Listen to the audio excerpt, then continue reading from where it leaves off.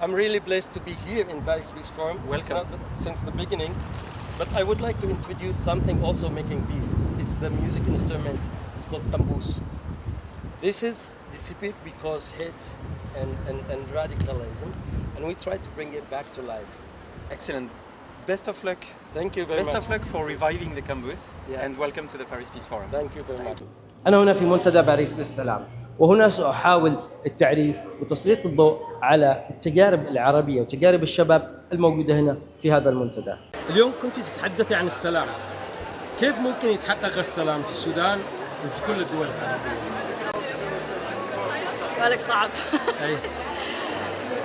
الوضع صعب فعلا في يعني السودان. سؤال صعب صراحة، يعني حتى ما عندي إجابة محددة كيف ممكن يتحقق السلام، لكن عندي ممكن أقول إنه في آليات لصنع السلام المفروض علينا نحن كمجتمعات سواء عربية أو سودانية أو أفريقية أو عالمية إنه إحنا نلتزم فيها. منها إنه إحنا نتكلم عن المجازر الحاصلة وتكون في حركة قوية. How we can inspire and bring more people like from Yemen, Sudan, and all these war zones, not just to attend the events, to participate and create stuff to make a change, like what we did with Campus.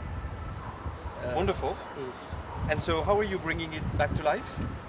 In 2019, it was only 2 people make it, almost finished to make it, and it was a French guy, Jean Lambert. He put it in the UNESCO, and then we create a small documentary, and since then start people to make Excellent. it more. Excellent. There is only 3 people play it in Europe, and because a lot of Yemeni refugees, they moved away and run away, and then now they don't consider art and music as a job. So now my plan is to bring the music instrument to life by bring it here and teach people how to play. I go to the Yemeni restaurant, I try to inspire them to buy this, and I want to make like a radio. So people, if you are a musician, you're not professional, but if you are like bring something really old, people will not judge you by your music, by the history. Is it only just the talk, like why it's always easy to get AK-47 than to get food and humanitarian aid and education? Who gave that weapons, like the weapons? That put me in a harsh problem, because there is a foreign interference in Sudan that increase and agitate the war, and we know these things, and we have seen it in Yemen, and we have seen it in other countries. It's a war on resources and war on the Sudanese identity, and it's just inflicting terror and horrible to the people of Sudan, the simple, the generous, and the kindest people on earth. But I have come to realize that peace is not a line that we cross. It is a choice that we make over and over and over again, especially when it is the hardest, especially when it feels far away. Peace is not a silence you force into people's mouths. It is not the absence of war, but the presence of understanding. I come from Yemen. As we talk with some of the people in the panel, I'm actually a filmmaker, which I'm focusing about women in exile. As you know, many women, who's especially, in my case, from my country, Yemen, have been in exile. And this is not just the normal women, the women who's been like judge, ministers, and many people in exile right now. The big issue is like these women, they don't go and share their own thoughts or what they do in the social media because they get the big attack. This process, like how knowledge and media can work hardly to clarify. We have a big problem with information and knowledge and misusing of information. Wikimedia was the first place to give information before even AI, and AI use Wikimedia also to give the information. So how we can make more participate, to make more involved for update the culture and Yeah, well, Wikipedia and the other Wikimedia projects are now the biggest source of data going into all the AI models. So if you're using ChatGPT and you ask it a question, the answer is going to be informed by Wikipedia. So that means it's even more important that people from all over the world who care about accurate information that is relevant to your local context, that you participate in Wikipedia, that you help make it as good as possible so that the world can be informed by all the good work that Wikipedians are doing around the world. هي تجربة مغربية رائدة في الشراكة مع منتدى باريس للسلام. مرحبا بكم. أهلا وسهلا. كيف الحال؟ الحمد لله، شكرا لكم على الاستضافة. حدثنا أكثر عن تجربتكم مع منتدى باريس للسلام من خلال سمع صوتي.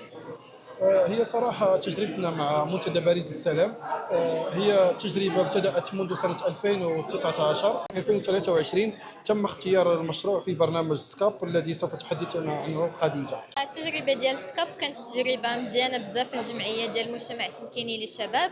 بالنسبة للناس لأول مرة يسمعوا كلمة سكاب هي سكيل أب، واللي ساعدت مشروع get heard أو لا سمعي صوتك أنه يتطور بشكل أكبر. فمن خلال تجربة سكاب تمكنا أننا نحددوا نشاط اللي غادي نشتغلوا عليه حاليا، اللي غادي يمكن لنا أنه يكون تمويل مستمر طويل المدى، اللي غادي يخلي عدد أكبر من الفتيات والنساء أنهم يستفدوا من مشروع سمعي صوت. المشروع كيرتكز على تقوية قدرات الفتيات أو النساء في إنتاج القصص سواء المسموعة أو المصورة عبر تقنية البودكاست. وظيفتنا إن إحنا نستخدم التكنولوجي لتسهيل حياة المواطن في كافة مناحي الحياة يعني وكل المجالات. المشروع اللي معانا النهارده هو مشروع لتمكين المرأة المصرية باستخدام أدوات تكنولوجيا المعلومات. بنحاول إن إحنا نطور من حياة الحرفيات أو أصحاب الحرف اليدوية أكتر أو المشروعات الخدمية باستخدام التكنولوجي. I'm Firas from Yemen. I'm a writer also. Oh, fantastic! I'm a journalist. I live in Switzerland. Great. We are working on the global south to bring this in, because now I actually think the global north needs the global south. So Martin, current AI, right? What about resources, networks, and kind of the way to bring us all together? And bringing together the communities working on audit and accountability, together with those working on safety. To the point I was mentioning earlier, but health are the similar types of issues. This is what we need to work on. But I think starting from a very practical, concrete perspective, as you've done, is brilliant. Powerful or powerless we were, we all share a common responsibility to uphold dignity and justice. Yet today, it is under immense strain. Conflicts have multiplied and trust is eroding. This is exactly why we need more multilateralism, not less. One that is open, inclusive, and rooted in today's realities.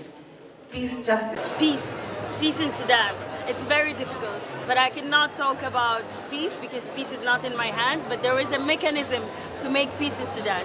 I think one of it is to talk about Sudan, raise awareness, practice and implement the political pressure on the people that making decisions.